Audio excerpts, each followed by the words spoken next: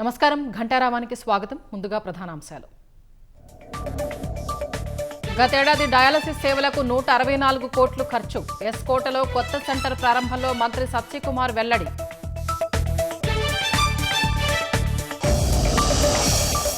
ఉనికి కోసమే వైసీపీ మురికి రాజకీయాలన్న ఎమ్మెల్యే గంట. జగన్ పార్టీ గుర్తింపు రద్దు కోరుతూ ఈసీకి లేఖ రాస్తానని ప్రకటన.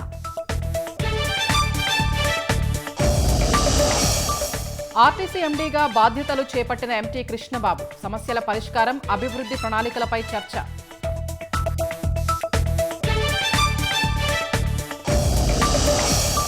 పాకిస్తాన్ దళాలపై 2 మహిళల ఆత్మాహుతి దాడి. సైన్యం సహా 50 మంది మృతి చెందారన్న బలోచి రెబెల్స్.